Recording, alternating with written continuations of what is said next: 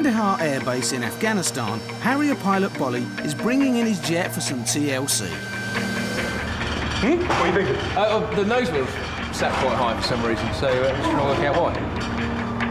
Engineers like Jumper Collins and his team are the unsung heroes of the war because without them, the planes won't fly. They're machines at the end of the day. Every machine breaks down. With the aircraft vibrating and stuff like that, cracks appear, you know, things happen. I worked in a car garage for 5 years before I did this job, and it's quite a bit different. The customers get a bit angrier if it isn't ready in time. Gave it a bit of a bounce on landing, so well, not a bounce, but still. The engineers have 8 Harriers to look after. If you lose an aircraft, go down to 7, there's a lot of pressure on you to get the aircraft up and running again, get back to 8. The other day, I think we dipped down to 6, and it was quite hectic. So this is kind of like the service centre in a garage, I suppose. You've got different desks depending on what job's going on. So you've got an armourer's desk, they're dealing with the bombs and the ejection seats. You've got the fairies desk, which is electricians, so they're dealing with all the wiggly amps inside the aeroplane. And you've got the mechanicals desk, or the city's desk as we call it, because they're basically dealing with the engine and the airframe. Jumpers found a serious fault with Bolly's jet. Just here on the aircraft is where the forward fuel tank is, and we'd noticed fuel coming out down through that hole there. To get to the fuel leak, the engineers have got their work cut out. The Harrier's built around one central turbofan Rolls-Royce Pegasus engine. A 9.5-metre wing weighing 2 tonnes bolts on top. The leak is at the front of the fuel tank underneath the engine, and that means there's only one way to get to it. It's a wing off, engine out to find what's gone wrong. It's Tuesday today, we want to get it flying really by Friday.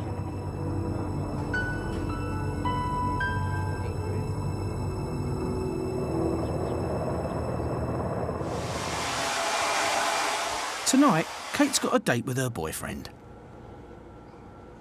Obviously out here, you're not allowed actually to be together, really.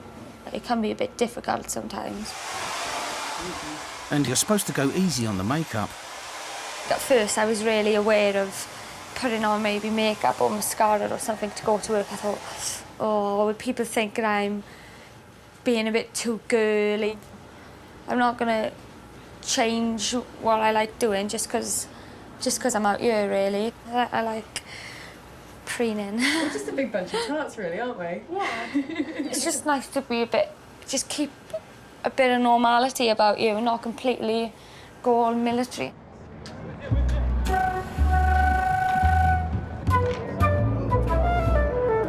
Kate's meeting her boyfriend at the Boardwalk. It's where you'll find a few familiar sights from home in the middle of the war zone. It's got fast food joints, a couple of supermarkets and even a bar.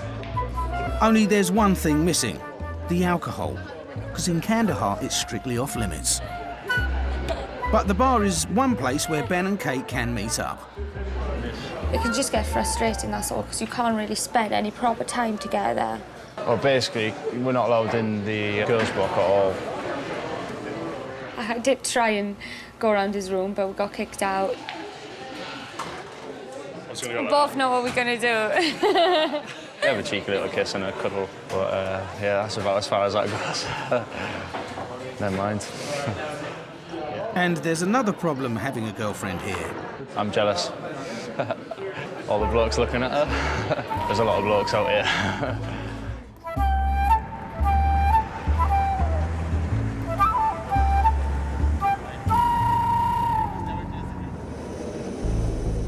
Over on the runway, one squadron has just landed.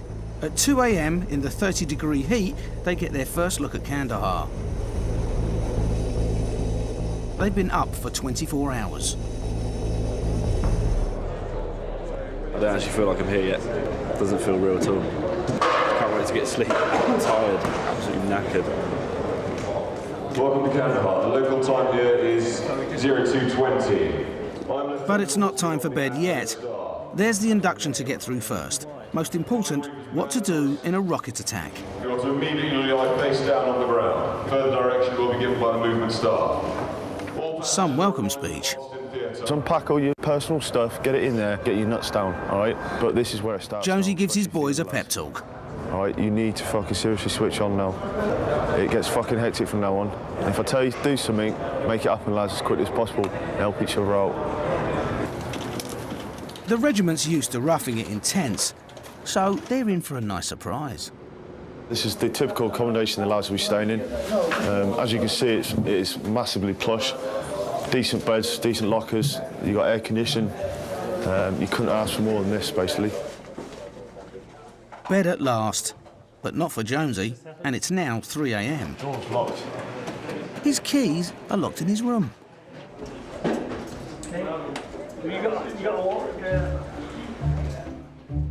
All I'll do is go to bed.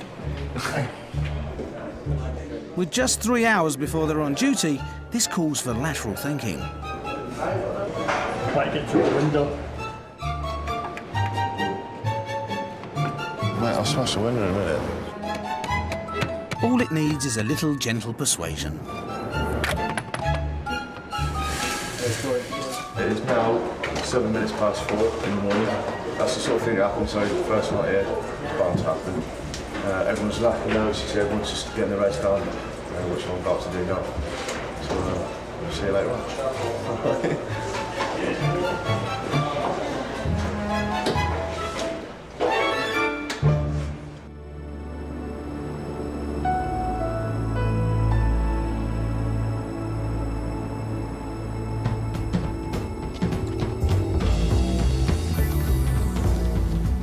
It's 5 a.m, the coolest time of the day. There's not much traffic, so there's no dust. Too hot otherwise, too sweaty. There's an 8-mile jogging track around the camp, and Kate keeps in shape by running 3 miles every morning.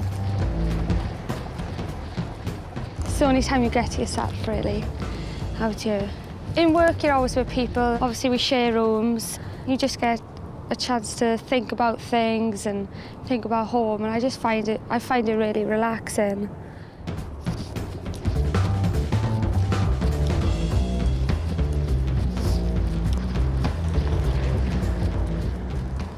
Over on the airstrip, Harrier engineer Jumper and his team are finishing off fixing the fuel leak on Bolly's jet. Yep. This is AT MacArthur. Trev, do you want to just give us a wave? He's up there reconnecting the fuel supply. On the top there, we've got number 1, Dinger Bell. Dinger, say hello there. He's just connecting the back of the engines, the hot nozzles at the back. Rabbit, this is Rabbit. He's setting up the rigging of the nozzle so Dinger can connect the drive shaft. There's no room for error. Well, everything these guys put their name to, they're responsible for, so if anything did go wrong, they've signed it. And it could be a matter of life or death for jet pilot Bolly, who's eager to get back up in the air.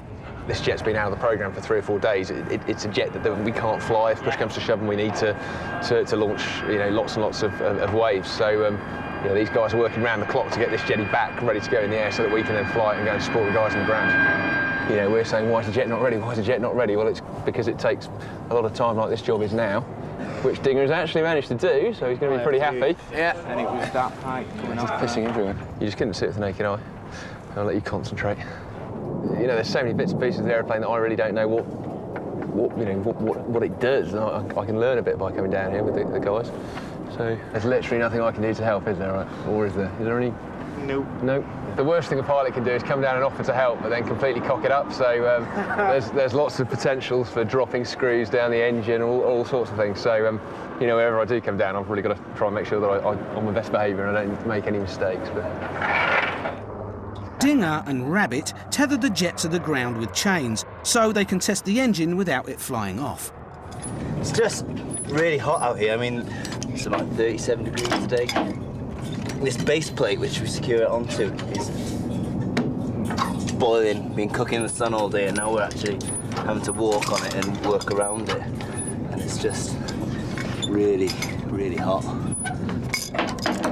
Hopefully, it will pass its ground run first time. Before they start the engine, Dinger makes an important call. Sentries, are you in position? Over. We have to post sentries on the other side of this wall, right next to the minefield. It's in case there's a lot of traffic run across this road over here, and the stones get fired across at that higher velocity. It can take windows out, even hit people. The runway's also near an ammo dump, so it's not just vehicles that can be hit by stray stones. Roger that. There you go. That's it. Stand by for ground run. Righto.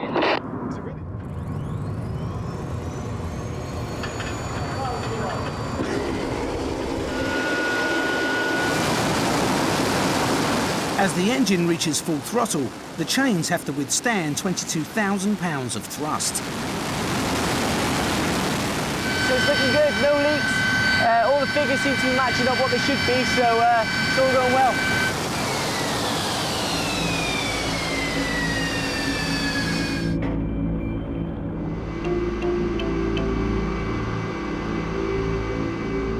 But the real test is how it performs in the sky. Hoping it's going to work and everything's going to go all right. Should be fine. Done enough work on it, so it should be all right. If it is still leaking fuel, they'll have to strip the whole plane down and start again.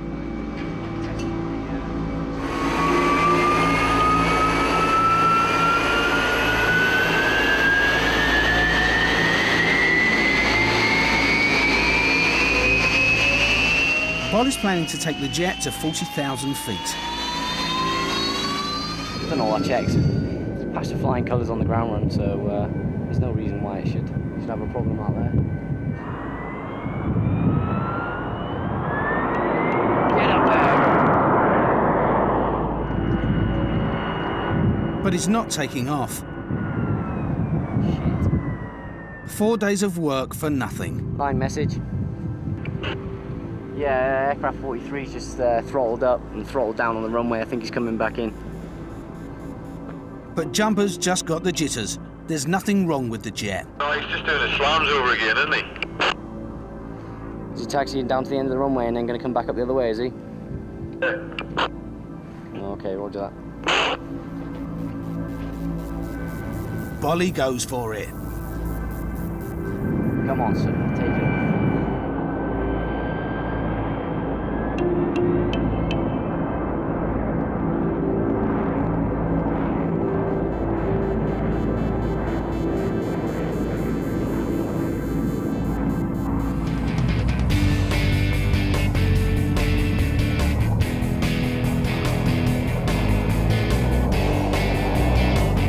Job done. Bolly's plane rejoins the squadron.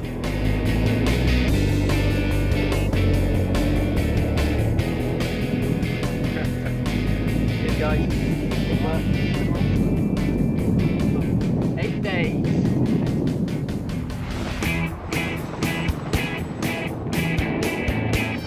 Kandahar airfield is guarded by the RAF regiment, and a new squadron has just arrived from the UK.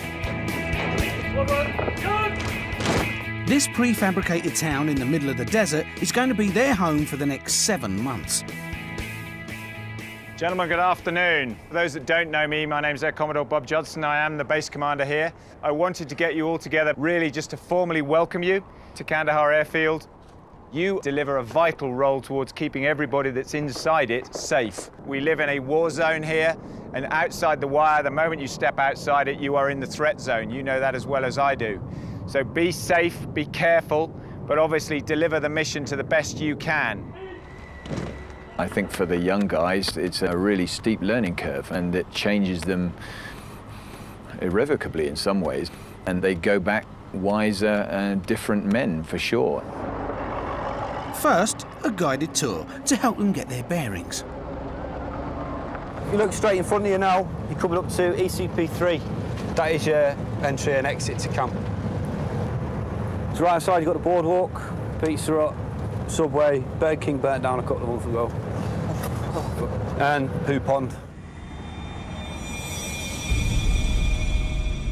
The Poo Pond is the camp's biggest landmark, a sewage works the size of 9 Olympic swimming pools designed for 3,000 people.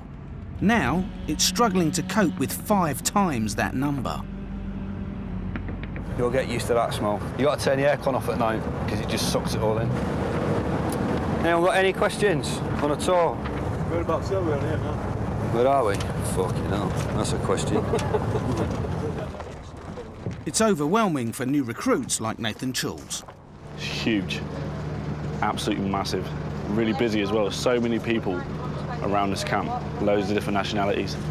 It just feels like I'm on like training exercise or something. But it's just really hot. I've gone through like 7 bottles of water already this morning. Just can't stop sweating. It's ridiculous. And it's about to get a whole lot hotter with their heavy-duty Osprey body armour. Who else is happy with the size of their Osprey? It's quite simple. It's either you're happy or you're not happy. Right, there you go. Do I keep that? Right. Yeah, that's yours. Which is the new type of body armour that the lads wear when we go out on ops. With the Osprey, it must be the correct size, because if you're involved in a blast, if it's not correct, it causes you more damage than good. The lads know what particular size they need to hug their body. So they're going through, telling the storeman exactly what size they require, and then that will be issued, the correct size will be issued to that person. The body armour alone weighs 55 pounds, and once they've got all their kit on, it's like carrying an extra person on their back. Fill your ammo pouches, your camelback for your water. It's a good bit of kit. But it is heavy. And there's a last very important item, syringes, full of morphine. The morphine is obviously if something does happen on the ground, to stop the pain, the lads are trained to use that. Hopefully they won't need to use it, obviously.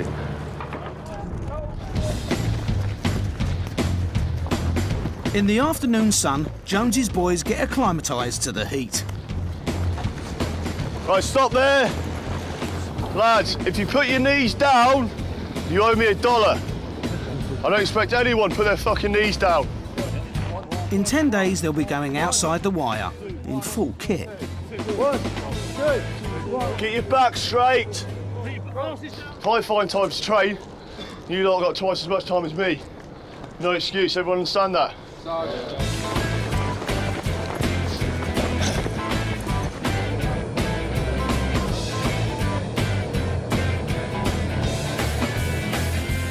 After burning off all those calories, Chulz and his mates decide to treat themselves to a Kandahar luxury.